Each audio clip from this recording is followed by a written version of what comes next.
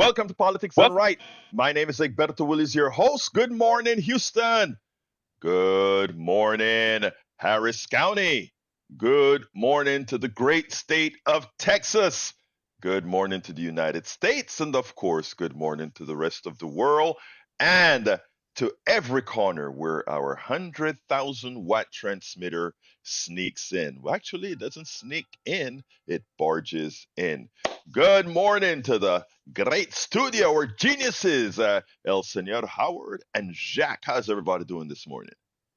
we haven't found any geniuses yet, We're but still we're looking Yeah. for we are. Hey, I want to say good morning to Harry. That was some Peter White for you. That's Mr. Magic because Harry loves Peter White. I'm starting to love Peter White. Oh, it's good Good stuff. stuff. I used to play that on Sunny for the Sunday Jazz Brunch. Peter White was always one of my favorites. And we got to say good morning to Brisbane, Australia, Why because not? somewhere down there, somebody's listening to Politics Done Right. Jack, you got some wisdom for us today. In fact, you got a whole page of stuff. No, maybe a half page. Yeah. Oh, Maybe Henry here has been writing away. So, what you got, man? well, I'm asking the question why. I'm asking the Republican voter why are the Republicans and some of the Democratic politicians attacking the poor, the women, the old, the migrant, the gay? Because in the corporate world, these groups are considered a liability and fall below the corporate black line. The idea of being, if you take from the social safety net, they want to X you off the corporate balance sheet. Why are they a liability? They're workers, you know? Well, when they stop working, they become liabilities because they're drawn from the system. Oh, that must be me because I haven't worked a lick yet.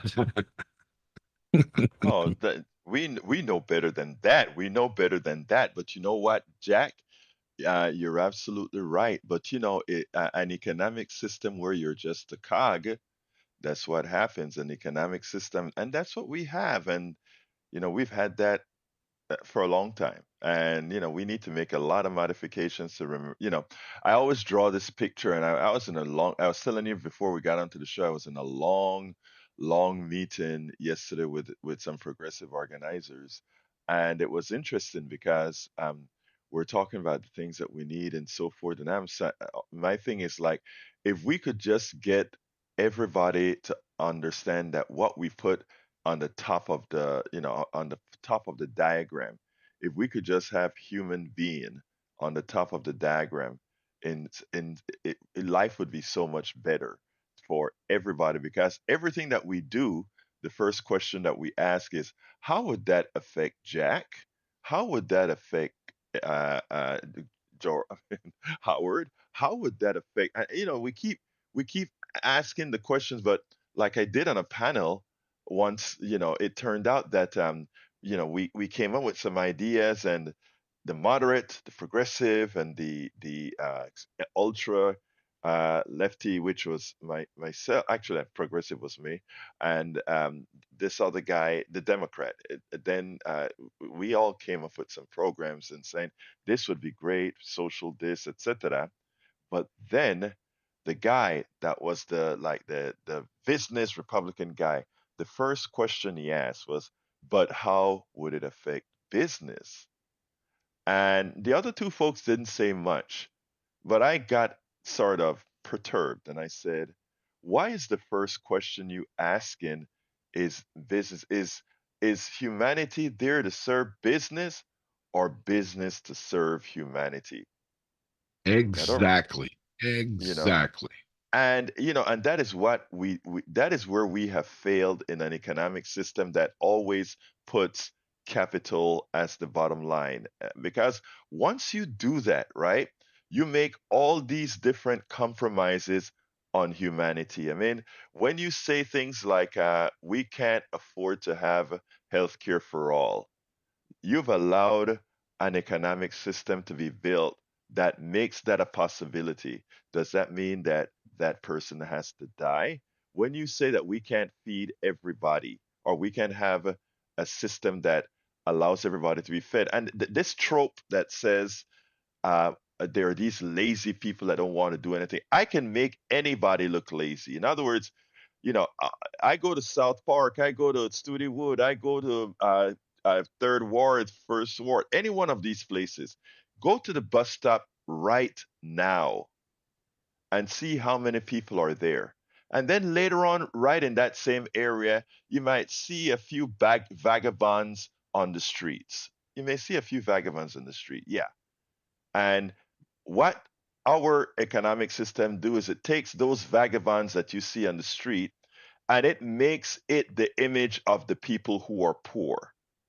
It makes these guys that have no desire to do anything, it cauterizes in people's minds that that's why they're poor and that's what it's all about. That's why we can't give them our hard-earned dollars. When the reality is those guys are the exception. I know in some cities it may look like a lot of people, but if you look at the amount of those people in that community that are actually getting up every morning and going to work, most of them at substandard wages, it's a lot of people that are going to work. Most people are going to work.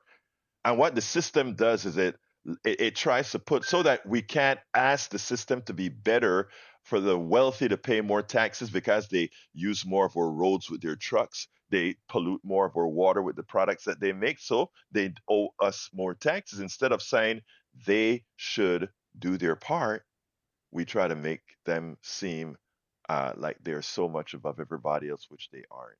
And one of the things we want to do here for all our listeners is to let not let the mainstream media's voice, who is nothing half many times are the mouthpieces for the ones who are running commercials, the ones who don't want to pay anything, right? We want to make sure that you don't fall for that into that indoctrinative state that to be truthful, that's where they have us. The fact that we have a state, the state of Texas, where we have laissez-faire gun laws, where anybody or their mother can get a gun, and they say, well, do you know, there's some regulations. Fast, no, not if you buy from just somebody on the streets, which you can. You know, you have the right to sell your personal gun. A gun show can't sell it to you, but you have the right to have your personal gun. And we don't see what's wrong, even though we are one of the states with the worst amount of shootings and killings.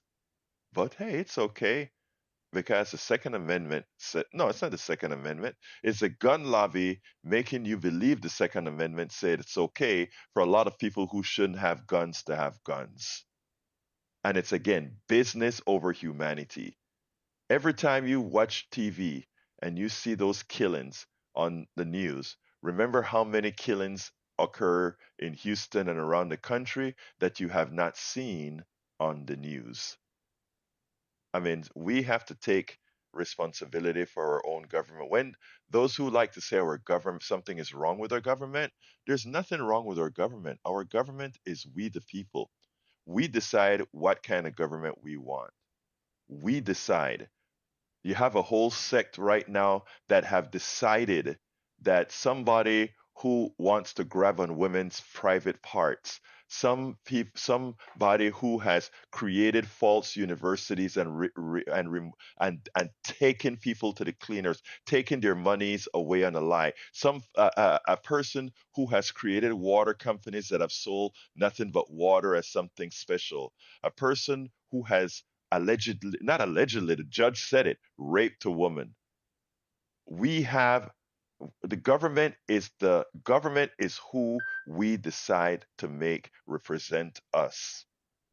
And there are a group of people, including a large swath of people one would believe would never tolerate or never support somebody so vile against the teachings of Jesus Christ. But yet, for reasons that we talk about and we will talk about in the future, you will pick that person over sensible people just because. And we'll talk about the because another time. Anyway, we have a great show for you today. The title of the show is Let me scroll it up. Egberto, what's the title of the show? Yes to unionization, mainstream media malpractice, and GOP selective compassionate immigration. Remember, folks, if you don't get, we never get to all of the subjects because you come first. And when you call in with whatever subject you want to call in about, we make sure to take your calls first. But again, all this stuff is written as a program already.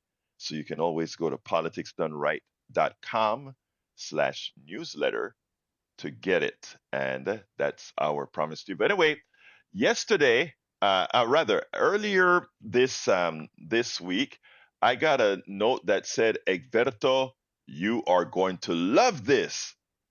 And it was a friend whose son participated in a group that got a company that employs about 2,000 people. He got the necessary signatures for them to unionize right here in Texas, right here in Houston. And I'm so proud every time I hear people taking their lives into their own hands, making sure that execs and these guys won't control their destiny. Those guys are heroes to me. And they should be heroes to you as we move on and talk to everybody about unionizing every single company. So, without further ado, and for the caller, this is about a 14-minute deal, but so hang on there. I'm going to play it right now and let's get busy. Welcome to another edition of Politics Done Right. I'm Egberto Willis, your host. Today, I have a special guest. Like I tell you guys all of the times, it's the rank and file folks, the people on the ground that make things happen. Don't believe what you hear about these executives or these big shots. It's the people on the ground doing the work. I'm honored to have Kevin Higgins Jr. How are you doing, Kevin?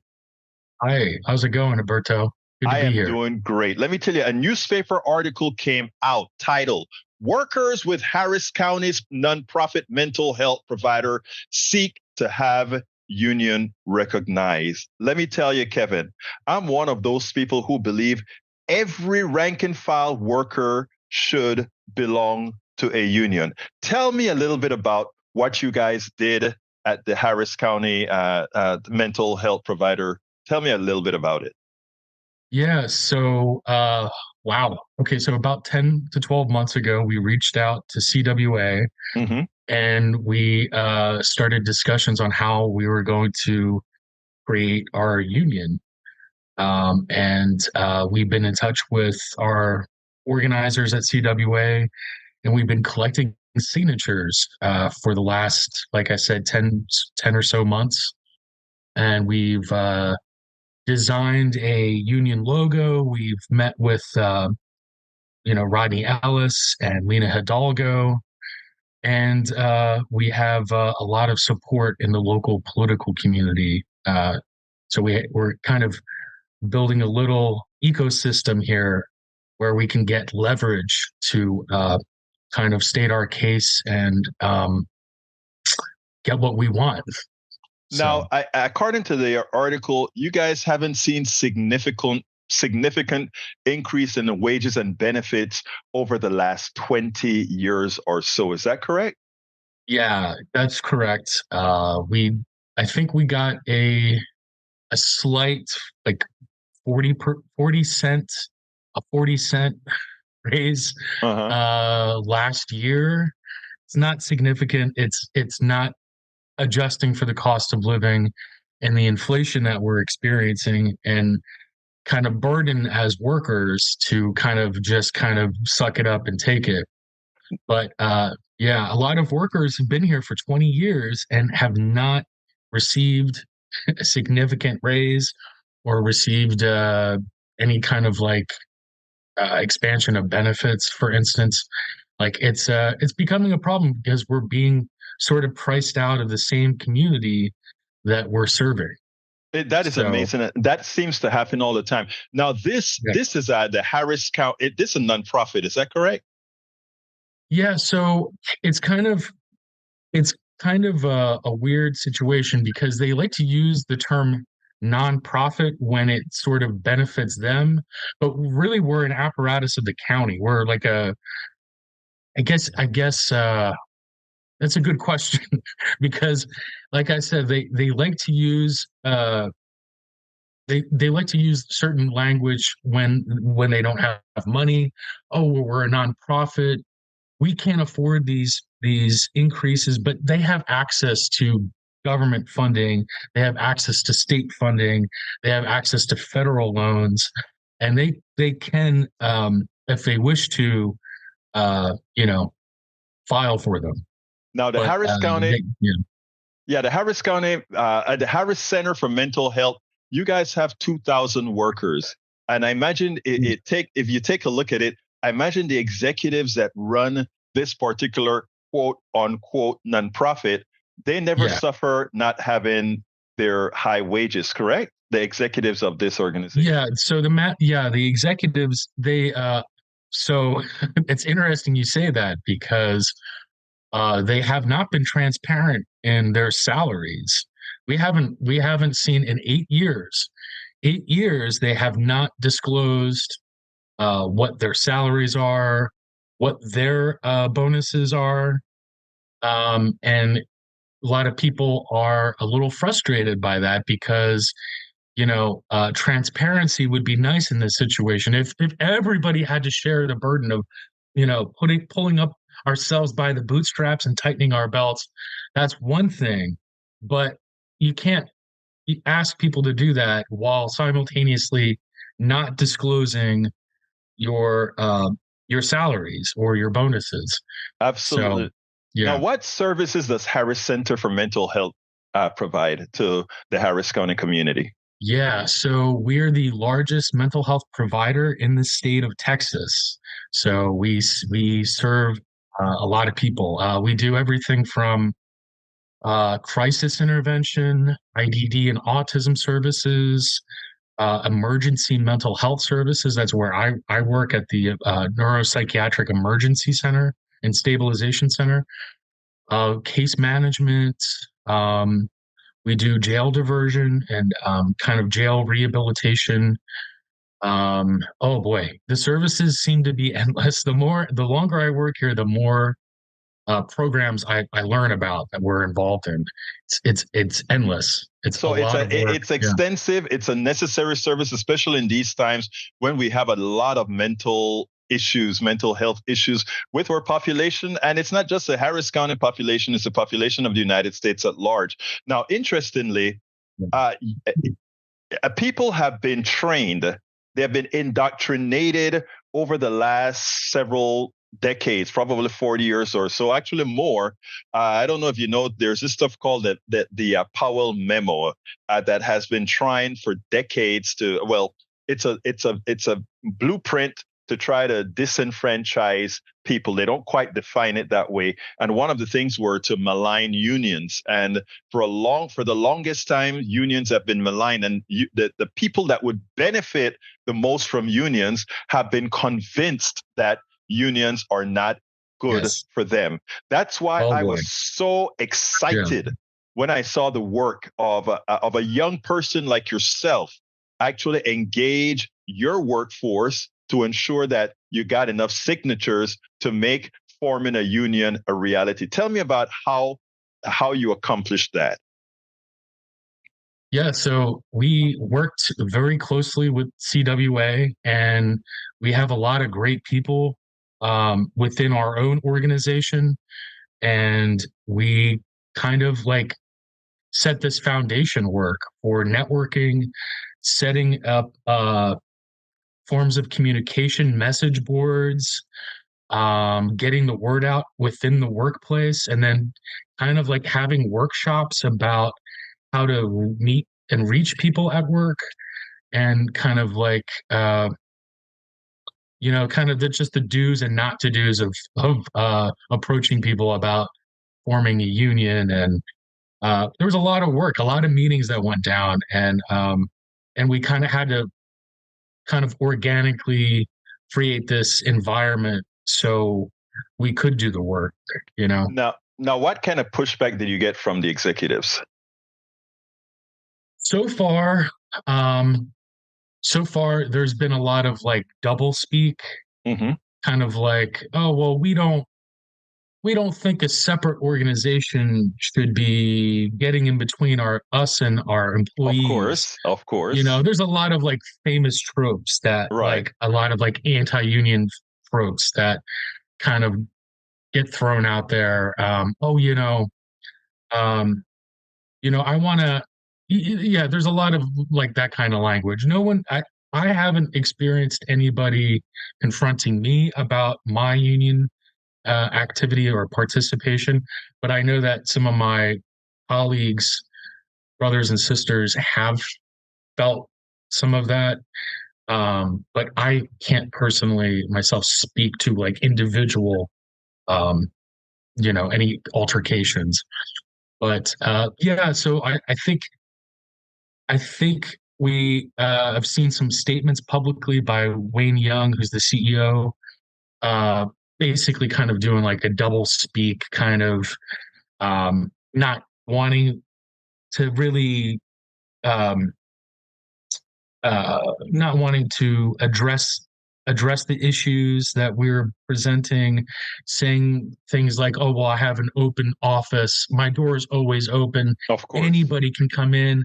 But we know that that dynamic, there's a power dynamic. There's a power imbalance in Right. that Well, the fact of the situation. matter is, if they really cared, they wouldn't have left you guys hanging for decades without a pay Hmm. increase, a substantive pay increase. Now, one of the Yeah, advantages you guys seem to have over, let's say, unionizing many other places is that you had the actual support.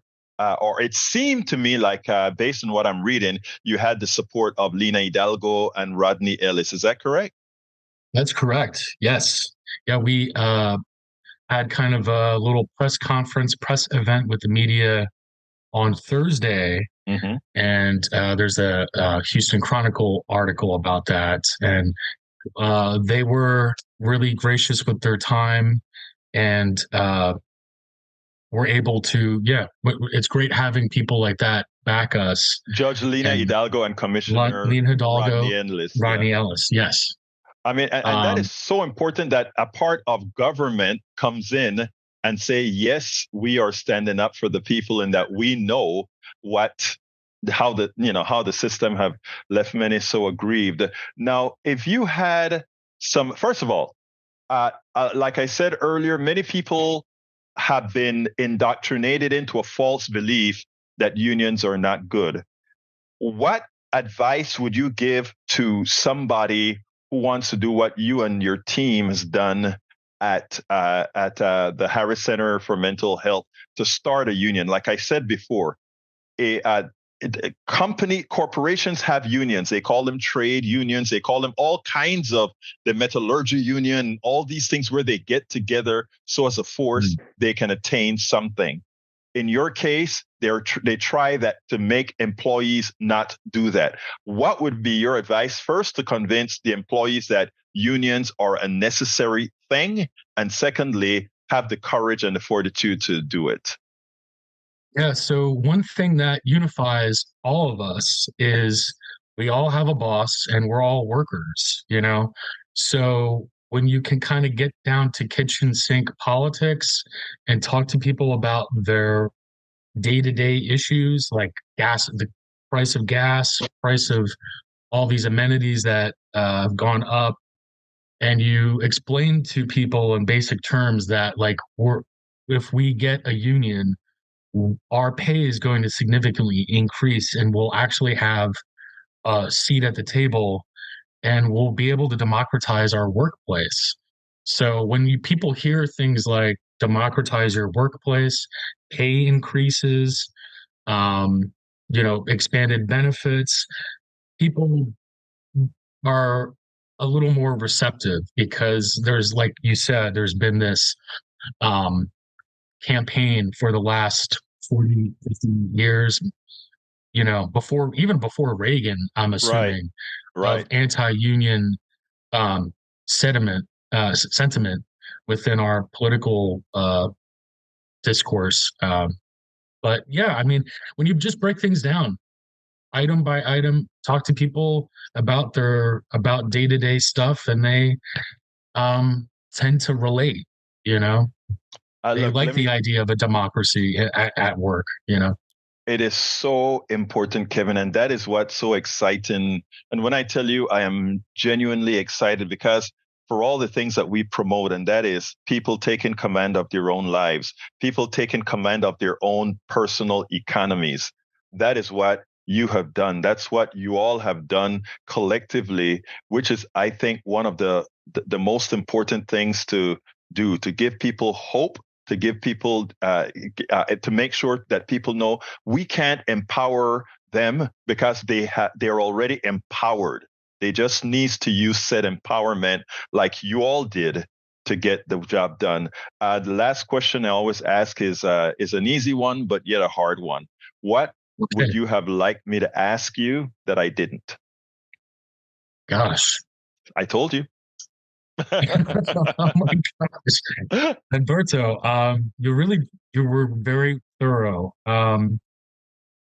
Uh, I won't put you. I won't I hold don't, it on. I won't hold you to it. But yeah. I just want to. I Um, just want to say that just in case there's something else that you wanted to get out. But I'm glad that mm, you got all that you wanted to get out. Kevin yeah. Higgins, a hospital transfer coordinator and organizing committee member that got the job done. It was my pleasure to have you on Politics Done Right, my friend. Thank you so much for having me. Yeah, when I saw the article, I really, really was excited. I want to show you a thinking process. And welcome aboard, Alistair Waters. Alistair Waters from Conroe, Texas, and Eric Hayes from Kingwood, Texas. Thank you guys for being here. But I have a bone to pick with Eric. Eric says unions would cost nonprofits more to run. Okay, because you're saying if you pay a living wage to the person who works for a nonprofit, somehow that increases costs. Yeah, I think so. But you know what? They're doing the work. They deserve the pay. Now, there are a lot of nonprofits out there that sometimes you wonder. Many of these hospitals are set up as nonprofits, and the executives are making hundreds of thousands of dollars, and we don't see people complain about that. But my God, you ask the worker who would get a good salary, and in getting that good salary would circulate more of the money in the economy, which would increase the economy for everybody else. Oh, somehow that's a bad thing. I just want to remind you that in 2018, and we don't. This is the latest data that I found after I saw that message from Brother Hayes. The CEO of the Red Cross in 2018, Gail McGovern made $694,000. Let's remember that most of the people who are doing work under the mantra of the Red Cross are volunteers working for free. Many of them are. Look, many a times the people who are doing all these works for nonprofits are people that nonprofit gets to volunteer while the execs get all these humongous pays. I'm saying I want them well paid too, but let's be fair here. Anyway, folks, the telephone number is 713-526-5738. Again, that number is 713-526-5738. All lines are open now that you can call. Well, all but one because Brother Harry is on the other end of the line. So let's go ahead and bring in our good friend, El Senor Harry, whose music, rather, who Howard pleasured with some good music he asked for. How you doing, Harry? El señor, good morning, buenos días, ¿cómo estás? Tu Muy bien. hermano, muy bien to you as well. To edifying Eberto Willis. I like what you put there, that video you played with Kevin Hagan. And as I've said on this show many times before, unions are your friend. They will get your benefits up. They will help get you better pay. And I hope and pray that what happens with Amazon, those people that were fighting Amazon and Jeff Bezos, is that they get their union. I know they've been getting a lot of pushback from Jeff Bezos because they don't want to work for slave wages. And then if unions were such a bad thing, as you mentioned there, Roberto, why did UPS get their deal last year so they could get better pay? Unions are not a bad thing. They should not listen to that nonsense. What that is again, it's the employer and their greed. And and like you said, the shareholders of these companies and the Milton Freeman and the Arthur Lafferker that you mentioned many times on this show is just about greed, and it's about screwing the workers and misleading the workers for the work that they do. I was also going to mention another thing. When Patrick, who was talking about the undocumented workers, I should not say that, because when I thought about what you said, Roberto, and you're right, human beings are not illegal. And I was listening to Arnie Arneson. He was talking about that very thing in the last half hour of her show.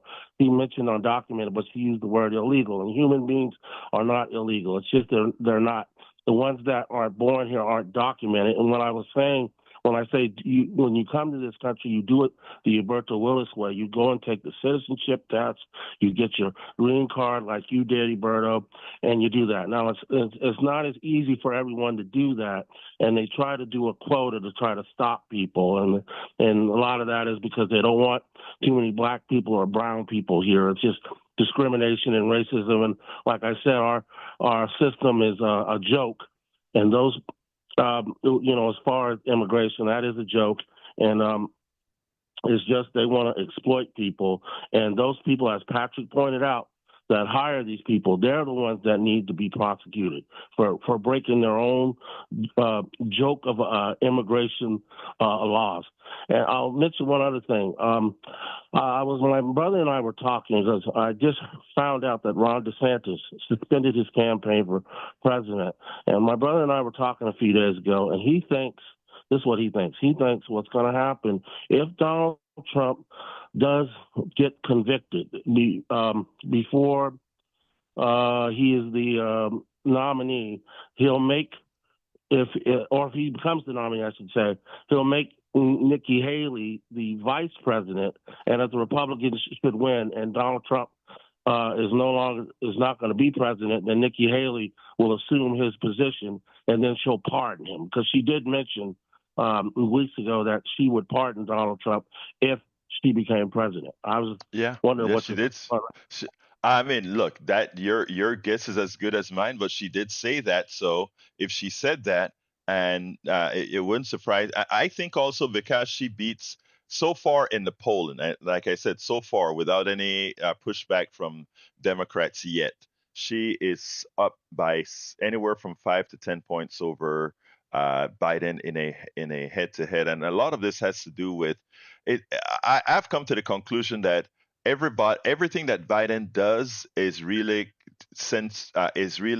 filtered through his age, and Americans just don't want a very old president if they can avoid it.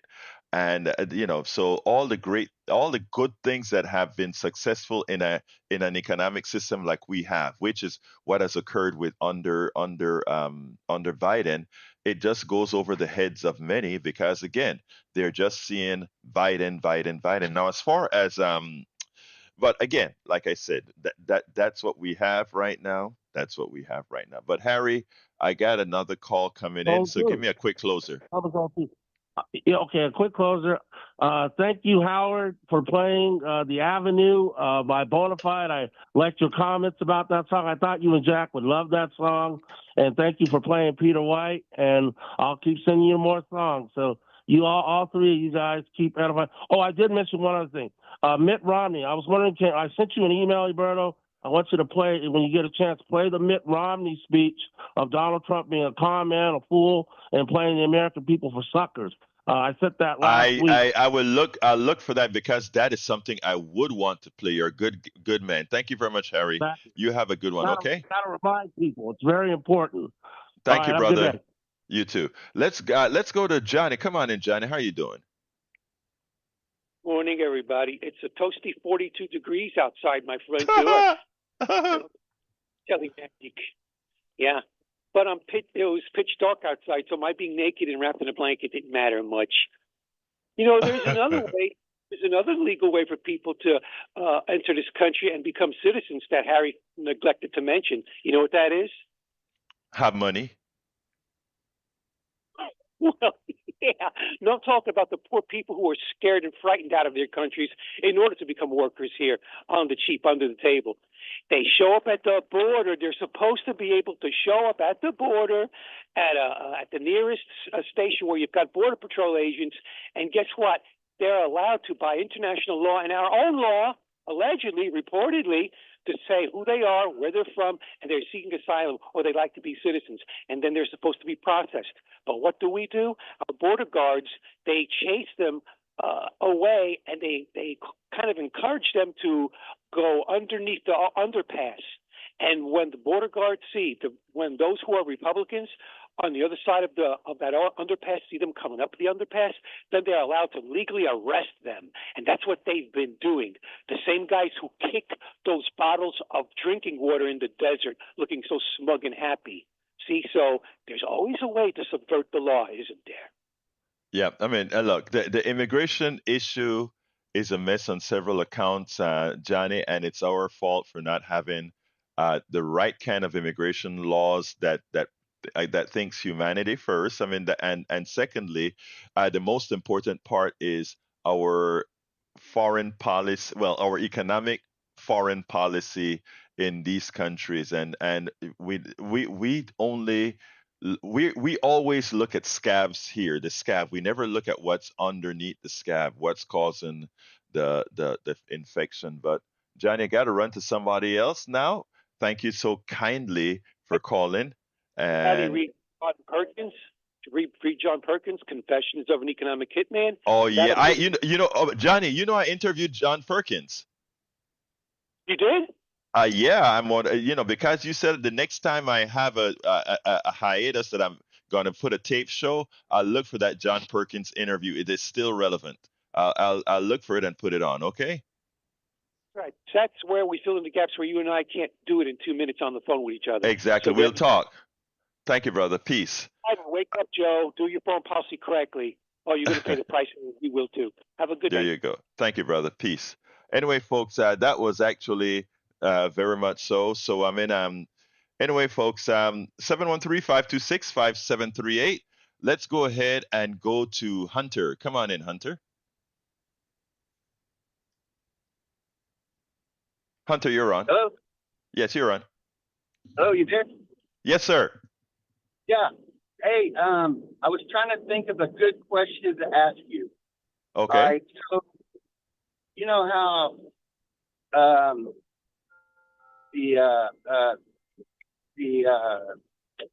trying to think of the name of the regulation that Reagan got rid of, fairness doctrine. Oh yeah, that messes up our news. Yes, exactly. The fairness doctrine. Go ahead. The fairness doctrine, Glass-Steagall, the EPA rules. If they get rid of something and they realize that it was put there for a purpose, why don't they put it back? Yeah, I can't argue with that, sir, at all. You're absolutely right. I don't understand. I mean, they obviously see it. They have to know some type of history to even be there, I would think. Why can't they put it back in place? Hunter, what it takes. Yeah, Hunter, first of all, you're right. And what it takes, however, the good thing about it is see how you could articulate that on the phone. You could say, oh, I remember the Hunter doctrine. You remember Glass-Steagall and what it did to separate the investment banking from banking. And you remember that? What happens, Hunter, is that you are well read on policy, right? And because of that, you know these things and you can actually discern what creates certain types of problems. Now, the average citizen, not many times, not even their fault. They just don't have the time to go into these details. And that's why I said leadership is good leaders are so important because good leaders can digest these things and put it out to people so that they can effectively elect the right people who would do the right thing.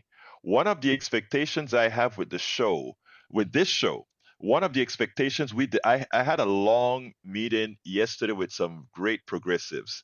One of the ideas behind these things is let's have media do its job.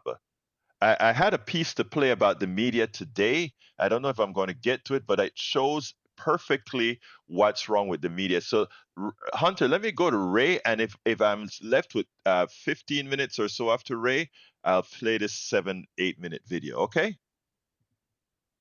All right. Thank you, Hunter. You have a great day. Let's go to Ray. Come on in, Ray. How are you doing this morning?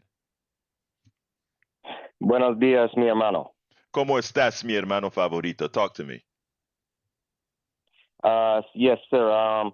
First of all, I want to highlight one of the topics of the show, which is kudos to that young man who Kevin Higgins Jr. Yeah. Kevin Higgins Jr. Yeah, kudos to that young man, Kevin Higgins Jr. for getting his workplace unionized. You know, I actually I'm like you. I'm glad to hear stuff like that because also the cooperation and basically the co-oping with the government.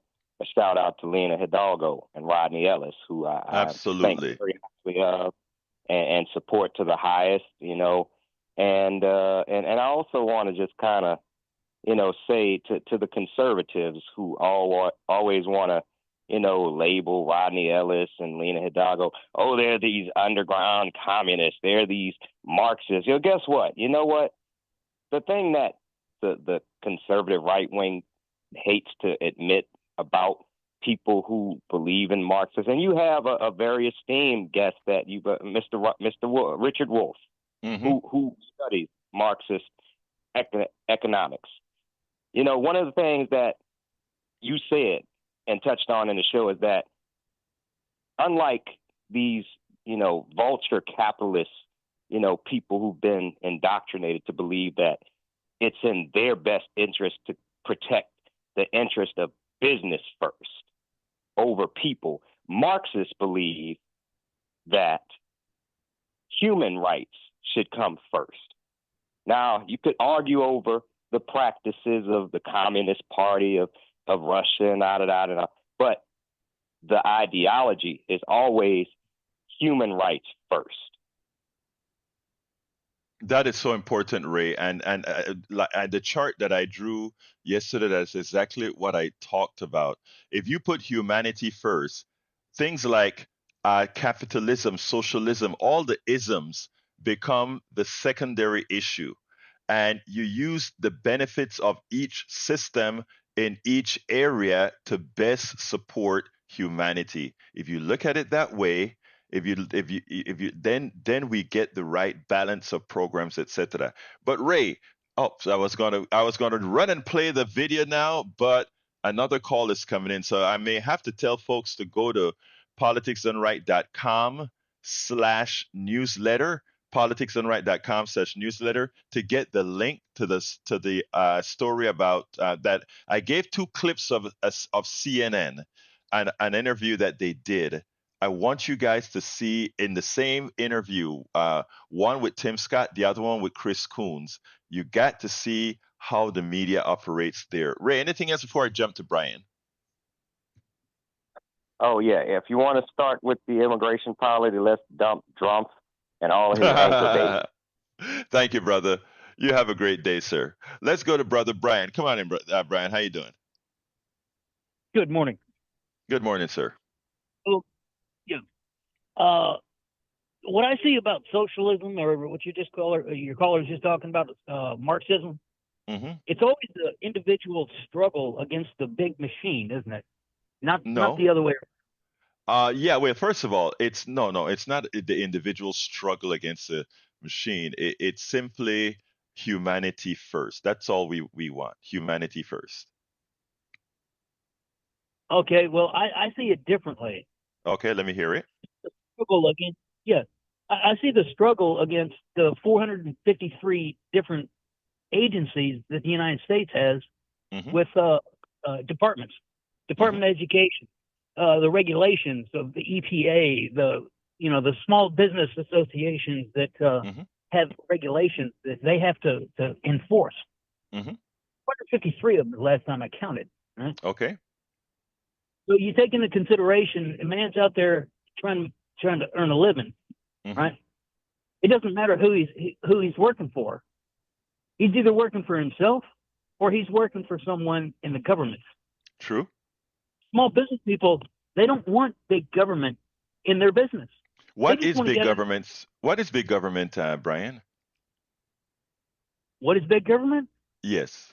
Telling you that you have to not do this because you're not supporting a fish.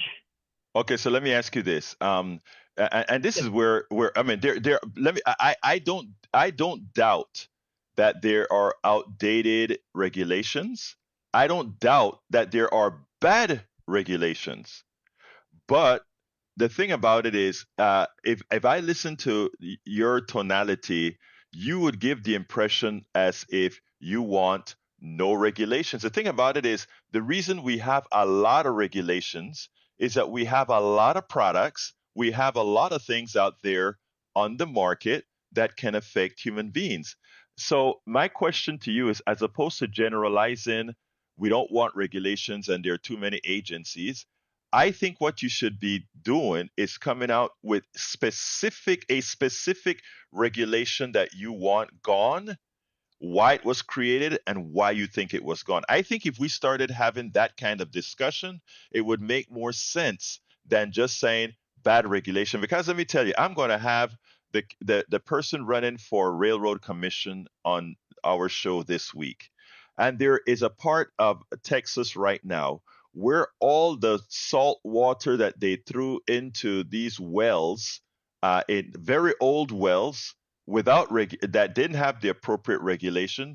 Guess what's happening? And you're not seeing it on TV right now, but we have the pictures to show, and let me tell you what's going on right now. The government has created a 3-mile exclusion zone, which means you can't fly your drone, you can't fly the airplanes or anything over this area where these wells have started. These old wells right here in Texas has started to explode. As you know, we're very lax in the CCEQ is very lax in the way we deal with regulations for oil companies here. So my statement to you, Brian, once again is the following.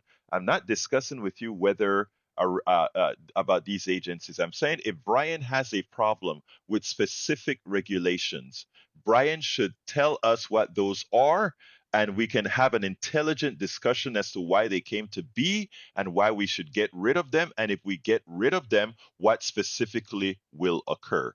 That's how we can have an intelligent conversation, sir. Go ahead, my brother. Okay, yeah, Wait, first of all, do you agree with what I just said? Yeah, I'm trying to answer that. Okay, go ahead. There is a specific court ruling going before the Supreme Court in the United States about fish. Okay, now the EPA said that you have to regulate the amount of fish that you catch. Okay. And it's made mandatory that someone puts a camera that he has to pay for on a boat to prove that he is legally within the legal limits. Right. Now, that's specific. It's going against the Supreme Court right now today. Yeah, I know that law. In fact, that law has more dangers than just the fish, because what that law is going to tell is who has ultimate authority on a law passed by Congress. In other words, Congress don't write laws that are specific to anything many times. Now Congress will have to write laws that are specific to prevent it from being overturned by the Supreme Court, because ultimately that story is as follows. The government is telling a fishery or a fishing boat what they must have to prove that they're not exploiting the ocean. I don't see anything wrong with that. You have to buy a license for your gun. You have to buy, if you have a car, you have to buy certain parts for that car. There's nothing wrong that says if you are going to be a fisherman fishing out of the commons, the ocean being the commons, that you have to have this equipment. There should be absolutely nothing wrong with that. It's a cost of doing business. Now that cost will be recovered in the sale of the fish and that other stuff. The Here's what gets to me. That law, the simplistic nature in which people like to quote that law, they miss the point. The reason you want to overturn that law in the Supreme Court is so that an oil company later on, when the government doesn't say, well, you have to put casing in a well at this level, if they don't specifically say that, the oil company can come back now and say, hey, based on that Supreme Court judgment that occurred with the government doesn't have the authority to put a camera on a boat, or a person on a boat to do whatever.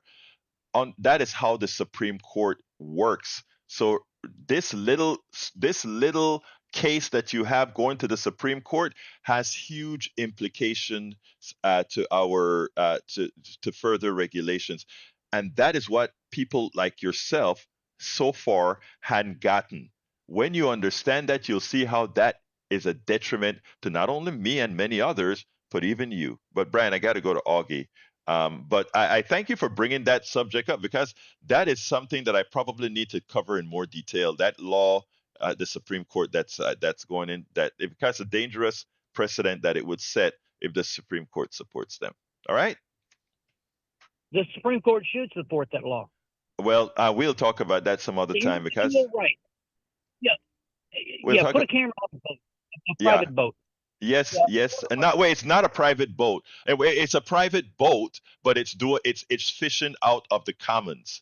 It's a private boat extracting resources that all belong to us. Okay, Augie, come on in. That's that thing about Supreme Court. The Supreme Court's not an expert in whatever area these agencies are. The agencies are the experts. They focus on their whatever their agency covers. Supreme Court doesn't. They don't tell doctors how to practice medicine or anybody else, but the Republicans are making it so they can take over what these experts are trying to help the people. Okay, let me stop you a second, because the Supreme Court, in overturning Roe versus Wade, has just about done that. That's why so many women have to leave Texas to get their their health care. But anyway, continue, Augie. Yeah, and like people, well, supposedly Christians like Chick-fil-A, but their supplier isn't so Christian. They're hiring underage workers, and two of them were supplier. So much for Christianity. They don't care about people, as long as they get the cheap fried chicken and everything else, and the vegetables and the products. I was Augie, there's one mistake you just made, Augie. You said except they get the cheap fried chicken and vegetables. Actually, they pay a cheap price for it, but my God, have you been to a Chick-fil-A lately, man? You know, my wife loves Chick-fil-A, and I tell you something, man, they're not all that cheap. Oh, that's what I was going to say. Yeah, when you buy a sandwich, I'm still hungry when I leave because it's so expensive.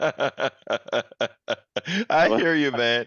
You know, it seems like the sandwich switch and the price went up, and their cost for chicken didn't go up really as much as they've raised their prices. That's why their bottom line looks so good, because they're just saying we can take more money away from the regular folk.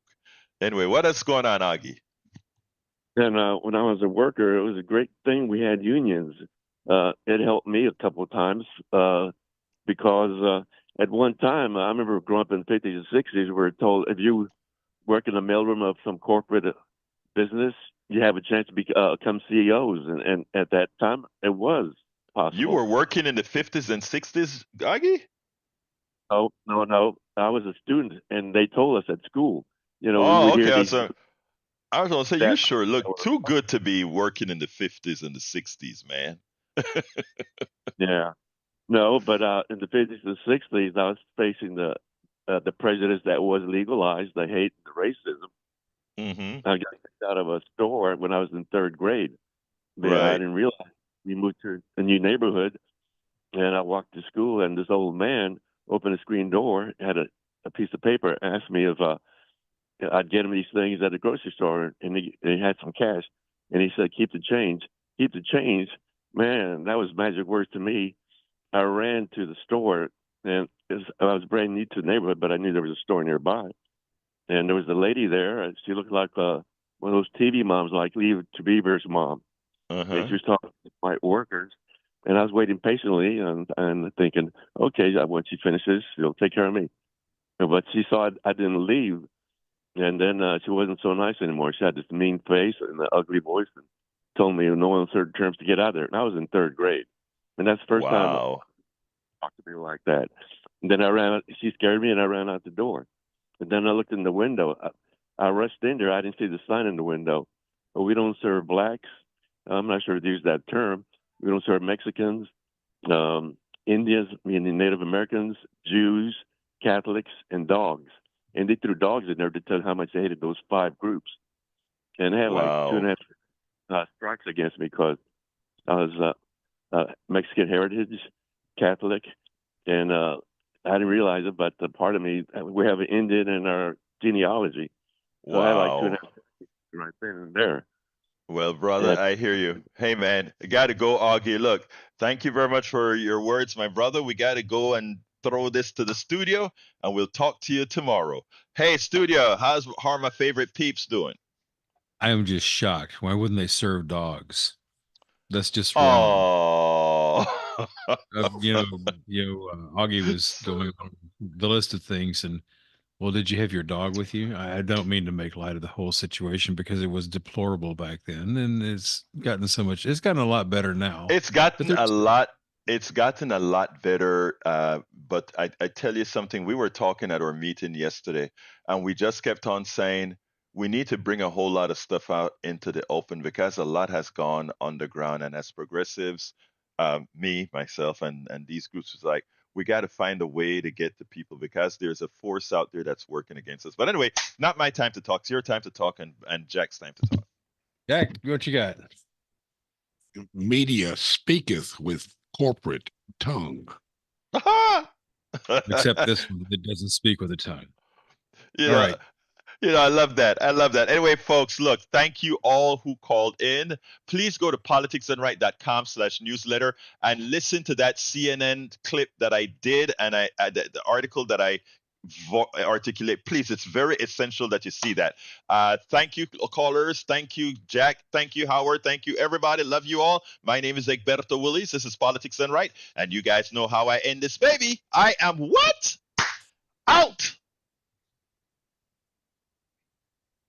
You're listening to the American Democracy